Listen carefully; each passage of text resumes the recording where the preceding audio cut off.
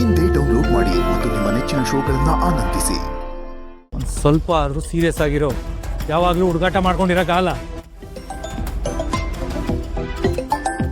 ಸಿಯಾಬಾ phone ಬರ್ತಾ ಇದೆ. ನಿಂದು ಕಣ.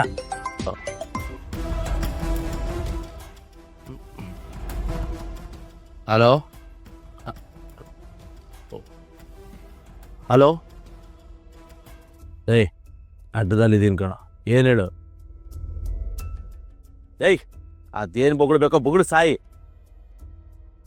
ಹೌದಾ, ಬರ್ತೀನಿ ಅನ್ನಲ್ಲ. ಇಡೋ ಇಡೋ ಇಡೋ ಏಯ್ ಇಡೋ. ಹೇ ಸಿಯಮ್ಮ, ಕೋಪ ಬೇಡ, ಬಿ ಪಿ ಜಾಸ್ತಿ ಆಗುತ್ತೆ. ನಾನಿದ್ದೀನಲ್ಲ, ನಾನೆಲ್ಲ ನೋಡ್ಕೋತೀನಿ. Don't worry, I am ready.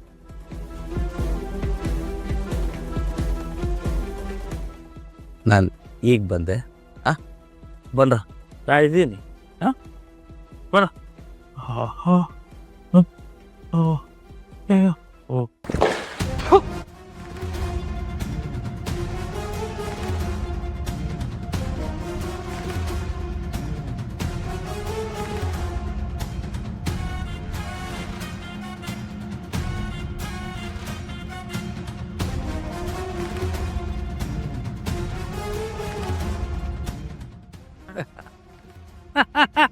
ಇನ್ನೂ ಧರ್ಮಣ್ಣ ಇಲ್ಲಿಗೆ ಬಂದಿಲ್ಲ ಅಂದರೆ ನಡಗೋಗಿರ್ತಾನೆ, ಹೆದರ್ಕೊಂಡು ಫಿಲ ಒದ್ದಾಡ್ತಾ ಇರ್ತಾನೆ. ಇದು ಟೈಮು, ಈಗ ಊರು ಬಿಟ್ಟು ಹೋಗ್ಬೇಕು.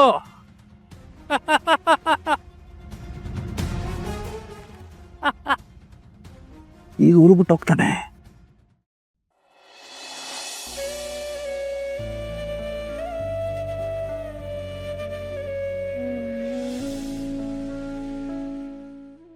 ವಿಮಲ, ಏನೇ ಇದು ಅಳ್ತಾ ನಿಂತಿದೀಯಾ? ಸಮಾಧಾನ ಮಾಡ್ಕೊಳೆ. ನಾವು ಎಣ್ಣೆ ತೋರು ಕಣೆ, ಒಂದಲ್ಲ ಒಂದಿನ ಮದುವೆ ಮಾಡಿ ಕಳಿಸ್ಲೇಬೇಕು ಮಗಳನ್ನ. ನೀನು ಈಗ ಅಮ್ಮು ಅಂತ ಅಳ್ತಾ ನಿಂತ್ರೆ ಹೇಗೆ ಹೇಳು? ಅದ್ಗೆ ಈ ಮನೆ ದೊಡ್ಡ ಸೊಸೆಯಾಗಿ ನೀವೆಲ್ಲನೂ ಎಷ್ಟು ಚೆನ್ನಾಗಿ ನಡೆಸ್ಕೊಂಡು ಹೋಗಿದ್ದೀರಾ. ಅಮ್ಮು ನಿಮ್ಮ ಮಗಳು, ಅವಳು ಎಲ್ಲನೂ ನಿಭಾಯಿಸೋದು ಕಲಿತಾಳೆ. ಅಳೋದು ನಿಲ್ಲಿಸಿ ಅತಿಗೆ. ಗಿರಿ, ಏನಾಯ್ತು? ಅಯ್ಯೋ ಅಮ್ಮ, ಬಾಮ್ಮ, ನೀನೇ ಒಂಚೂರು ಅವಳಿಗೆ 4 ಮಾತು ಹೇಳು. ಇಲ್ಲ, ಯಾಕಮ್ಮ ಇಷ್ಟೊಂದು ಅಳ್ತಾ ಇದೀಯಾ? ನಾವಿನ್ನೂ ಈ ಊರಲ್ಲಿ ಎಷ್ಟೋ ದಿನ ಇದೀವಲ್ಲ. ನಿನಗೆ ಯಾವಾಗ ಬೇಕೋ ಅವಾಗ ಅಮ್ಮನ ಹೋಗಿ ನೋಡ್ಕೊಂಡು ಬಾ. ನೋಡು, ಆ ಮನೆಯವರೆಲ್ಲ ತುಂಬ ಒಳ್ಳೆಯವರು ಕಣೆ. ಅಮ್ಮನ ಚೆನ್ನಾಗಿ ನೋಡ್ಕೋತಾರೆ. ಅವಳಿಗೆ ಹೊಂದ್ಕೊಳ್ಳೋದಕ್ಕೆ ಕಷ್ಟ ಆಗಲ್ಲ ವಿಮಲಾ. ನೀನು ಸುಮ್ಮನೆ ಹೀಗೆ ಹತ್ತು ತಲೆ ಭಾರ ಮಾಡ್ಕೋಬೇಡ.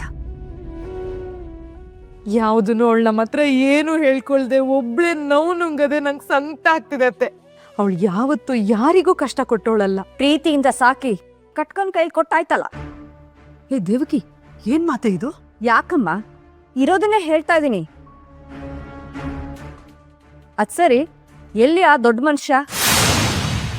ಓ, ಮಾಡಿರೋ ಗನಂದಾರಿ ಕೆಲ್ಸನ ಊರವ್ರ ಮುಂದೆ ಕೊಚ್ಕೊಳಕ್ ಹೋಗಿದಾರಾ?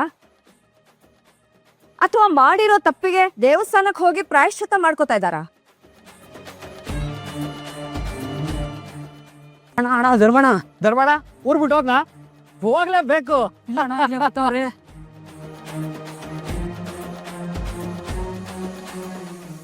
ಹಲೋ ರೀ,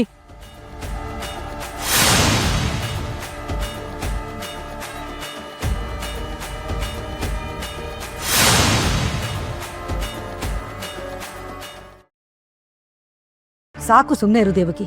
ನಿಮ್ಮ ಅಪ್ಪ ಮಾಡಿದ ಪ್ರತಿಯೊಂದರಲ್ಲೂ ತಪ್ಕೊಂಡು ಹಿಡಿಬೇಡ. ಎಲ್ಲ ಹೆಣ್ಮಕ್ಳು ಮದುವೆ ಆದ್ಮೇಲೆ ಕಷ್ಟ ಬರೋ ಹಾಗೆ ಅಮ್ಮಗೂ ಮದುವೆ ಆದ ಹೊಸರಲ್ಲಿ ಸ್ವಲ್ಪ ಕಷ್ಟ ಆಗತ್ತೆ. ಆಮೇಲೆ ಹೊಂದ್ಕೋತಾಳೆ ಕಣೆ. ನಿಮ್ಮ ಅಪ್ಪ ಮಾಡಿಸಿರೋ ಮದುವೆ ಯಾವತ್ತೂ ಮುರಿದಿಲ್ಲ, ತಿಳ್ಕೊ. ಅಲ್ವಾ ಅಮ್ಮ? ನಿನ್ನಂತ ಹೆಂಡತಿ ಇರ್ಬೇಕು. ಗಂಡ ಏನೇ ಮಾಡಿದ್ರು ಅದನ್ನ ಸಮರ್ಥಿಸ್ಕೊಳ್ಳೋಂತ ಹೆಂಡತಿ. ಇನ್ನಮ್ಮು ನಿನ್ನ ಮೊಮ್ಮಗಳಲ್ವಾ? ಯಾರು ಏನೇ ಹೇಳಿದ್ರು ಕೋಲೆ ಬಸವನ ಹಾಗೆ ತಲೆ ಅಲ್ಲಾಡ್ಸ್ಕೊಂಡು ಕೇಳಿಸ್ಕೊತಾ ಇರ್ತಾಳೆ.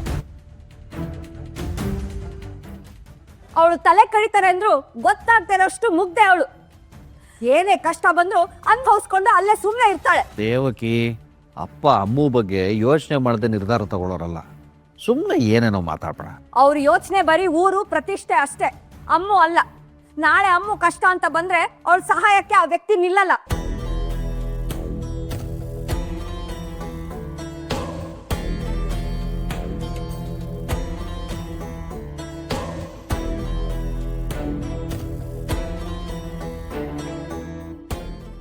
ಹಳ್ಳಿ ಬಿಟ್ಟು ಹೋಗಿದ್ದೆ ಅಂದ ಮಾತ್ರಕ್ಕೆ ಹಳೇದನ್ನೆಲ್ಲ ಮರ್ತಿದ್ದೀನಿ ಅಂದ್ಕೋಬೇಡ ಪಟೇಲ.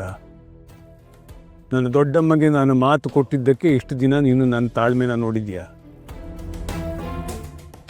ಆದರೆ ಪದೇ ಪದೇ ಎಚ್ಚರಿಕೆ ಕೊಟ್ಟ ಮೇಲೂ ಹಳೇ ದಾರಿಲೆ ನಡೆಯೋ ಪ್ರಯತ್ನ ಮಾಡಿದರೆ ನಾನು ಅದೇ ದಾರಿಲೆ ಬಂದು ಉತ್ತರ ಕೊಡಬೇಕಾಗತ್ತೆ. ನನ್ನ ಮನೆ, ನನ್ನ ಕುಟುಂಬದ ವಿಷಯಕ್ಕೆ ಬಂದರೆ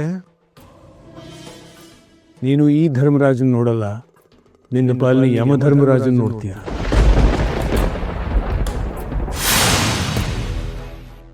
ದೇವ್ಕಿ ಮದುವೆ ಮುಗಿದಾಗಿದೆ. ಅಮ್ಮು ಅಲ್ಲಿ ಹೇಗೋ ಅಡ್ಜಸ್ಟ್ ಆಗಿ ಬದುಕ್ತಾಳೆ. ನೀನು ಯಾಕೆ ಈಗ ಮತ್ತೆ ಅದ್ರ ಬಗ್ಗೆ ಮಾತಾಡಿ ಎಲ್ಲರೂ ಮನಸ್ಸು ಹಾಳು ಮಾಡ್ತಿದ್ಯಾ ಅಂತ ನನಗಂತೂ ಅರ್ಥ ಆಗ್ತಿಲ್ಲ. ಮದ್ವೆ ಮಾಡಿ ಕೊಟ್ಟಾಯ್ತಲ್ಲ, ಇನ್ನು ನಾವೆಲ್ಲ ಇಲ್ಲಿ ಏನ್ ಮಾಡ್ತಾ ಇದೀವಿ?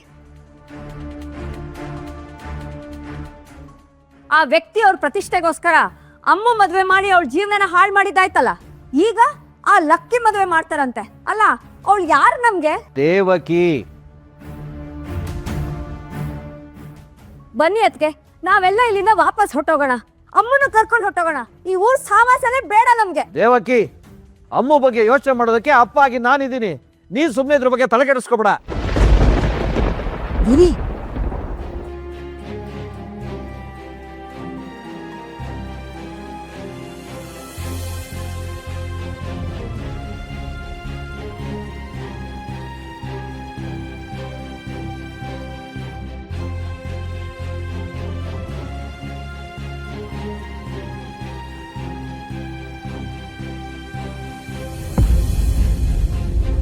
ಊರೆಲ್ಲ ನಿಂತು ಕೇಳಲಿ ಆದಿಲಕ್ಷ್ಮಿ ಪುರಾಣ.